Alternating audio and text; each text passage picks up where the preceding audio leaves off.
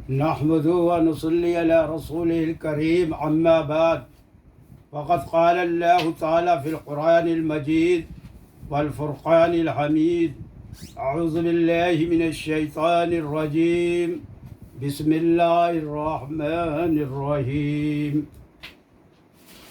میرے محترم دینی بھائیوں و بہنوں، یہ چینل محمد نور اللہ صدیقی کے نام کا آپ کے سامنے ایسے فارمولے پیش کرتا ہے جو عزل سے جس کو کسی چیز کا حل نہیں مل رہا ہے اس کا حل بتاتا ہے۔ ابھی ہم نے پیچھے ویڈیوز میں قانون بتایا کہ اگر برقع پہننا لازمی کر دے ہر ملک کی حکومت، برقعے کا تعلق کوئی مذہب سے نہیں، عورت کے تحفظ سے ہے، اس کی حفاظت سے ہے، اور ہر ایک کو اپنی حفاظت کرنا، اپنی وفا کرنے کا حق ہے۔ یہ آپ پچھلے ویڈیو میں دیکھیں۔ آج آپ کے سامنے ہم پیش کرنے جا رہے ہیں دہشت گردی کا ذمہ دار کون۔ یہ اخباروں میں آپ کو سیلاب کی طرح یہ الفاظ ملتے ہوں گے، دہشت گردی۔ دہشت گردی کا ذمہ دار کون عنوان سے آپ کے سامنے دہشت گردی کا علاج پیش کر رہے ہیں ہم۔ دار اصل دہشت گردی ہے کیا؟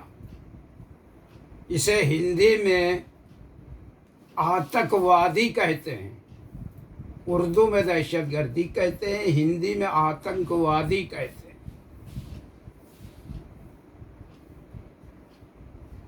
دیکھیے، ہمارا قرآن جو ہے اس کے اندر جتنا قانون ہے وہ سب آسمانی ہے۔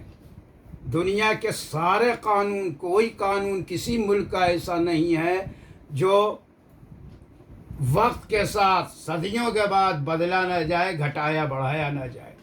صرف یہ قانون ہے جو اس بات کا ثبوت بھی ہے کہ یہ آسمانی ہے، کہ اس میں کبھی رد و بدل کی ضرورت نہیں پڑتی۔ تو آج ہم آپ کو بتا رہے ہیں دہشت گردی ہے کیا۔ دار اصل ہمارے قرآن کے اندر متعدد جگہ عدل کا نام آیا۔ عدل کرو، آپس میں عدل کرو۔ عدل کے معنی انصاف۔ جس گھر، جس خاندان، جس ملک میں انصاف نہ ہوگا وہاں کی اینٹ سے اینٹ بچ جائے گی۔ اب یہ چھوٹا سا لفظ انصاف، یہ اتنا بڑا انصاف ہے کیا؟ عدالت کے کٹہرے میں کھڑا ہوا مجرم، چاہے وہ جج کا بیٹا ہو، چاہے کسی فقیر کا بیٹا ہو، کسی وکیل کا بیٹا ہو، قتل کی دفعہ 302 لگتی ہے، جو سزا ہوتی ہے وہی ہوگی، وہی دفعہ لگے۔ یہی انصاف ہے۔ یہ نہیں کہ یہ اتنی بڑی ہستی کا بیٹا ہے اور یہ اتنی غریب لاچار مجبور کا بیٹا ہے۔ اس کو کہتے ہیں انصاف۔ انصاف تمام رشتوں سے اوپر ہوتا ہے، تمام رشتوں سے اوپر ہوتا ہے۔ کوئی رشتہ اس سے اوپر نہیں ہے، سب سے اوپر انصاف ہے۔ چاہے اس میں ہمارے ماں باپ ہوں، میرے سگے بہن بھائی ہوں، کوئی ہو، اس میں ہمیں انصاف کرنا ہے، اور اس کی تعلیم ہمارا قرآن دیتا ہے۔ تو آپس میں گھروں میں انصاف نہیں ہے تو گھروں میں ناچارگی ہے، بول چالیں بند ہیں، ایک دوسرے کی شکل نہیں لوگ دیکھنا چاہتے ہیں، خاندان بڑے بڑے ہیں لیکن کوئی ایک دوسرے سے ملتا نہیں ہے، کیوں؟ سب کے دل زخمی ہیں، سب چوٹیلے ہیں۔ کاہے سے چوٹیلے ہیں؟ نا انصافی سے۔ وہ انصاف نہیں جسے آپ انصاف سمجھیں۔ انصاف وہ ہے جو انصاف ہو، حق صحیح، یعنی اپنا ہو یا پرایا ہو، سب کے لیے انصاف ایک ہو، یعنی سب کے لیے الگ الگ انصاف۔ میں نے کہا اس سے اونچا ये तमाम रिश्तों से ऊपर इंसाफ है। बताइए आज कहाँ इंसाफ हो रहा है? आज परिवार बिखरे पड़े हैं, आज खानदान टूटे पड़े हुए हैं, आज मुल्क की ईंट से ईंट बजी, आज दुनिया की ईंट से ईंट बजी पड़ी है। और बड़े बड़े दानिश्वर वैज्ञानिक पूरी दुनिया के सर से सर जोड़ के इसका हल तलाश कर रहे हैं कि दहशतगर्दी का इलाज। सब अपने अपने फार्मूले पेश करते हैं, लेकिन आज तक किसी का फार्मूला कारगर नहीं हुआ। ताकत से नहीं ख़त्म होगी दहशतगर्दी। मेरे सामीन भाइयों, सुन लो अच्छी तरीके से, ये किसी एक मज़हब के लिए नहीं है, पूरे आलम इंसानियत के लिए मैं बोलता हूँ कि आप समझ लीजिए कि ये जो है दहशतगर्दी कहाँ से पैदा होती है, कौन है इसका ज़िम्मेदार? इसका ज़िम्मेदार वो है जो नाइंसाफ़ी किसी के साथ करता है। होता क्या है, मिसाल के तौर पर हमारे पर जुल्म हुआ, हमने पहले अपनों से और रिश्तेदारों से कहा, हमारे साथ इंसाफ नहीं हुआ, कोई हमारे साथ खड़ा नहीं हुआ, फिर हम थाने चले जाते हैं। थाने में हमारी, क्योंकि गरीब हैं, हमारी सुनवाई नहीं होती, हमारे पास सोर्स नहीं है, हमारी सुनवाई नहीं होती। जब हर तरफ से हम ऐसा से कमतरी का शिकार हो जाते हैं, तो फिर हम अपने हाथ से इंसाफ अपने लिए करना चाहते हैं। और जब आदमी अपने पर किए गए जुल्म का बदला लेता है खुद, उसका नाम रखा गया है दहशतगर्दी, आतंकवादी।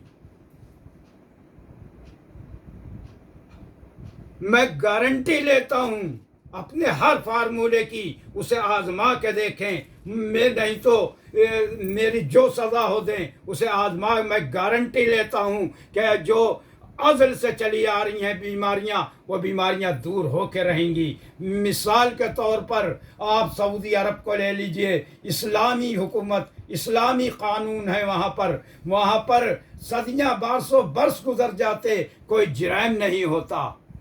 कोई क्यों नहीं होता है?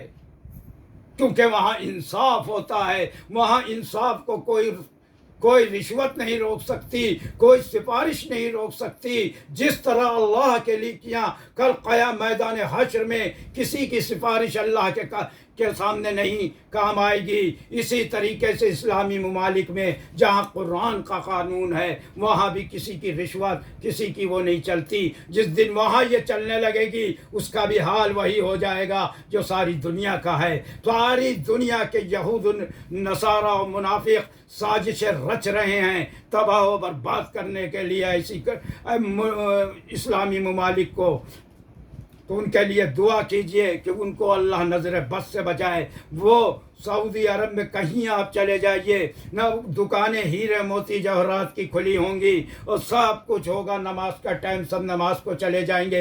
हथेली पे लाखों रुपया रख के कहीं जंगलों से गुजर जाइए, कोई ख़तरा आपको नहीं होगा कि राहज़नी हो जाएगी, कत्ल कर दिए जाएंगे। कुछ नहीं, ऐसा कोई ख़तरा नहीं। देखिए, इसी दुनिया में जन्नत का नमूना है कानून, इस्लामी कानून का ये नतीजा है कि इस दुनिया में जन्नत का नमूना ये है। जन्नत में भी कोई तरह का गम और दुख और परेशानी नहीं होगी। यहाँ भी इंशाअल्लाह अगर अल्लाह के अहकामातों पर चलेंगे, हुज़ूर सल्लल्लाहु अलैहि वसल्लम की लाई हुई तालीमात पर अमल करेंगे, तो यहाँ भी जन्नत होगी और वहाँ भी जन्नत होगी। तो मैं कह रहा था दहशतगर्दी नाइंसाफ़ी से पैदा होती है।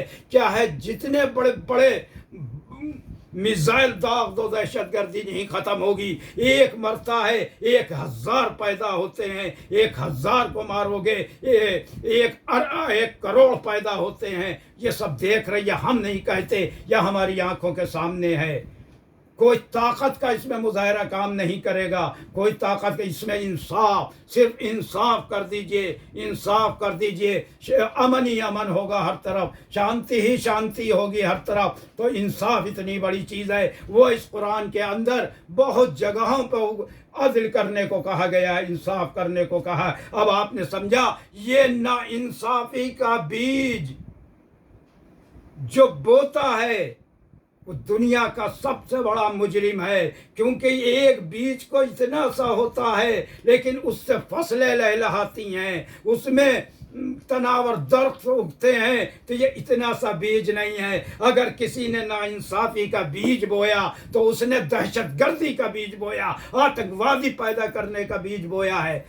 اس سے یہ پیدا ہوتے ہیں. اور اس وقت میں بہت خوش ہوں اس موجودہ حکومتوں سے. ہمارے ماننی مودی صاحب اور ماننی یوگی صاحب، انہی میں صرف وہ طاقت ہے، انہی میں وہ دم ہے جو دہشت گردی اور برے ان کے دور حکومت میں سارے مافیا یا تو جیل میں ہیں یا ان کی سمپتیاں قرق کر لی گئی ہیں. نہیں تو اس سے پہلے کی ساری حکومتیں یہ کام نہیں کر سکیں. اس لیے میں ان سے امید رکھتا ہوں کہ میں آپ کو بتا دوں، میری بہت سی کتابیں لکھی ہوئی ہیں بچپن کی، لیکن میں پیسے کی کمی سے میں انہیں چھپوا نہیں پایا. میں نے ایک جگہ اپنی کتاب یہی سب سے پہلا مضمون میرا یہی تھا، دہشت گردی کا ذمہ دار کون. وہ میں نے دیا، جتنے ہاتھوں میں گیا انہی نے ان کو رد و بدل کر کے اپنے نام سے بول کے اپنے سر صحرا باندھ لیا. یا میرا مقصد کوئی صحرا باندھنا نہیں ہے. میرا مقصد دنیا میں امن و شانتی پوری جہان میں، پورے عالم انسانیت میں ہے، اور سب میں آپس میں بھائی چارہ پیدا کرنا ہے. اور وہ کیسے پیدا ہوگا؟ کدھر دو بڑے بڑے دانشور کا دھیان بھی نہیں جاتا. افسوس ہے. بتائیے یہ بیج، یہ ایک ناانصافی کا بیج جس نے بویا، اس کے پہ کون سی دھارا آپ لگاتے ہیں؟ اور اس کے لیے تو سزائے موت بھی کم ہے، کیونکہ اس نے ایک پیڑ لگا دیا جس سے رہتی دنیا تک فساد نکلے گا. اس نے فساد کو بویا ہے، اس نے فساد کو بویا ہے. تو ہمارا بچپن سے ایک ہی شوق رہا کہ پڑھنے کا. بتی نہیں آ رہی ہے تو موم بتی میں پڑھا. میرا اور کوئی شوق نہیں ہے. میں وہ بچہ ہوں جس نے کبھی کوئی کھیل نہیں کھیلا، نہ پتنگ اڑائی، نہ لٹو نچائے. ہمیشہ چھوٹی سی عمر میں بزرگوں کی صحبت میں رہے، دانشوروں کے ساتھ رہے. کبھی میں نے بچپنا نہیں دیکھا اپنا کہ بچپنا کس کو کہتے ہیں. تو میرے اندر عمر سے زیادہ کم عمری میں ہی بڑی عمروں کے باتیں آ گئیں جس سے میں بڑی عمر کا لگنے لگا. تو یہ ہے اصلیت. تو آپ مانیے ہے حقیقت. اگر انصاف کرا جائے آپس میں تو آج ساری دنیا میں امن ہو سکتا ہے. باقی طاقت کے زور پہ کچھ نہیں ہو سکتا، کچھ نہیں ہو سکتا. اور ان چیزوں پہ دفعیں بڑھائی جائیں، ان جرموں کو مین لیا جائے جو بوتے ہیں جرم کو. تو سب سے بڑا مجرم کون ہے؟ جرم کو کرنے والا ہے یا جرم کو بونے والا ہے؟ یقیناً بونے والا ہے. نہ وہ بوتا، نہ جرم اگتے، نہ جرم ہوتے. وآخر دعوانا ان الحمدللہ رب العالمین.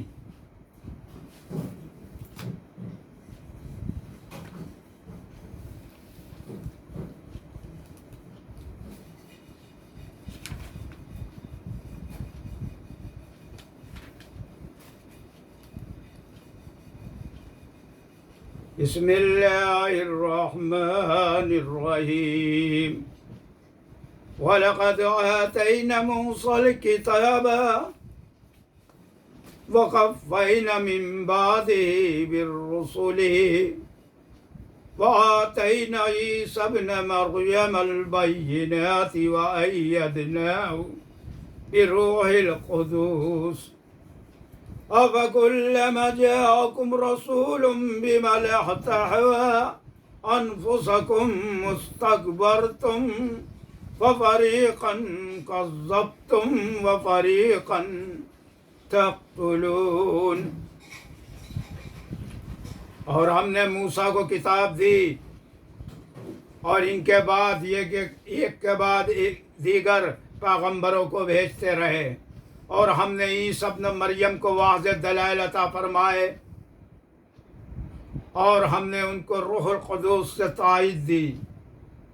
کیا جب کوئی پیغمبر تمہارے پاس ایسے احکام لائے جن کو تمہارا دل نہ چاہتا تھا، تم نے تکبر کرنا شروع کر دیا. سو بعضوں کو تم نے جھوٹا بتلایا اور بعضوں کو قتل ہی کر ڈالتے تھے. سو ایک گروہ تم نے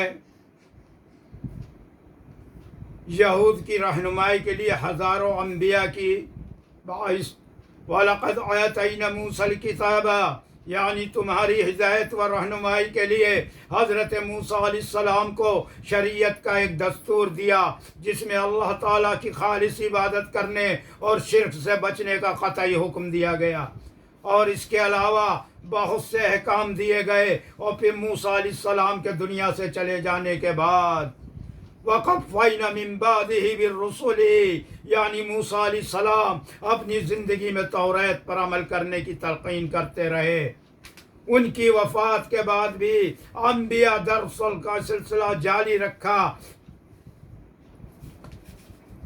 اللہ کے عہدوں کو یاد دلاتے رہیں اور شریعت موضوعیہ کی پیروی اور اس پر استقامت کی تلقین کرتے رہیں، حتیٰ کہ حضرت عیسیٰ علیہ السلام تک ہزاروں سال کی تعداد میں بنی اسرائیل میں پیغمبر آئے، مثلاً حضرت یوشع، حضرت شمعون، حضرت داؤد، حضرت سلیمان، حضرت عزیز، حضرت حزقیل، حضرت الیاس، حضرت یونس، حضرت زکریا، حضرت یحییٰ علیہ السلام وغیرہ۔ یہ سب حضرت موسیٰ علیہ السلام کی شریعت پر تھے اور بنی اسرائیل کی اصلاح و تربیت کے لیے تلقین کرتے رہے۔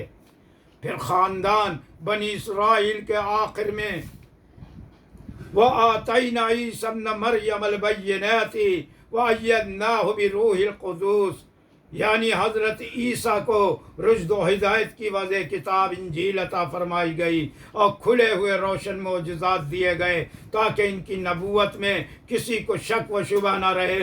مثلاً مردوں کو باذن الہی زندہ کرنا، کوڑھی کو مادر ذات، اندھے کو تندرست کرنا وغیرہ۔ اللہ تعالیٰ نے روح القدس، جن سے مراد حضرت جبریل علیہ السلام ہیں، سے تائید دی تھی، جو ہر وقت عیسیٰ علیہ السلام کے ساتھ رہتے تھے اور دشمنوں سے ان کی حفاظت کرتے تھے۔ ولادت سے لے کر آسمان پر چڑھنے کے وقت تک آپ کے محافظ رہے۔ یہودیوں کی سنگ دلی کی انتہا، أَفَكُلَّمَا جَاءَكُمْ رَسُولٌ فَرِيقًا تَقْتُلُونَ، یعنی اے یہود، ہم نے تمہارے اصلاح کو سمجھانے کے لیے ہزاروں پیغمبر بھیجے، تورات و انجیل میں واضح دلائل کے ساتھ انہیں مسئلہ توحید سمجھایا۔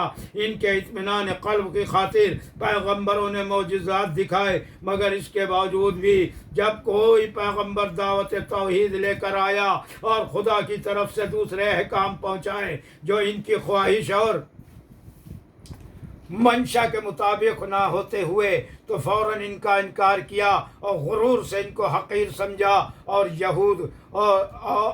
اے یہود، تمہارا یہ رویہ کسی ایک پیغمبر کے ساتھ نہ تھا، بلکہ تم نے ہر پیغمبری کی آمد پر یہی کچھ کیا کہ زد کر اس کی مخالفت اور تکذیب کرتے، اور یہ ان کی انتہائی خباثت اور سنگدلی تھی کہ جب موقع مل جاتا تو خدا کے پیغمبروں کو قتل کرنے سے بھی نہ چوکتے۔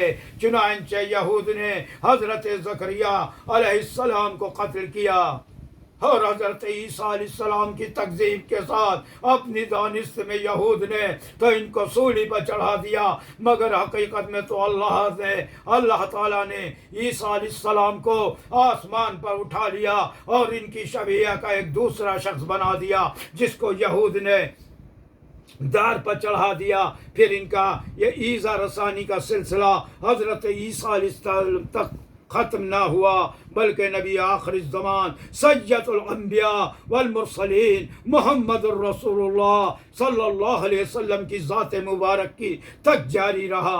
یہود نے ایک بار آپ پر سحر کیا، یعنی جادو کیا، ایک بار بکری کے گوشت میں ملا کر زہر دیا، ایک بار دیوار کے نیچے فریب سے دھوکے سے بٹھا کر چاہا کہ ایک بھاری پتھر حضور صلی اللہ علیہ وسلم کے سر پر گرا دیں جس سے آپ شہید ہو جائیں، مگر حق تعالیٰ نے آپ کو محفوظ رکھا۔ خیبر میں یہود کے زہر آلود کیے ہوئے بکری کے گوشت کا ایک لقمہ آپ نے چکھ لیا تھا۔ اس کے متعلق صحیح حدیث میں حضرت عائشہ سے روایت ہے کہ حضور صلی اللہ علیہ وسلم اپنے مرض الموت میں فرمایا کرتے تھے کہ میں اس زہر آلودہ لقمے کا اثر ہمیشہ محسوس کرتا تھا جو میں نے خیبر میں رکھ کے کھایا تھا، اور اب وہ وقت ہے کہ زہر کے اثر نے میری رگ جان کاٹ دی۔ دعا کیجئے اللہ تعالیٰ ان نافرمان قوم یہود کے واقعات سے ہم کو بھی عبرت و نصیحت عطا فرمائے۔ اللہ تعالیٰ یہود کی اس خصلت سے کہ احکام الہی میں سے جس کو دل چاہا مانا اور جس کو دل نہ چاہا نہ مانا، امت مسلمہ کو بچائیں، امت مسلمہ کو بچائیں، اور ہمیں دین حنیف اور شریعت اسلامیہ کا اتباع کامل نصیب فرمائے۔ آمین۔ وآخر دعوانا ان الحمد للہ رب العالمین۔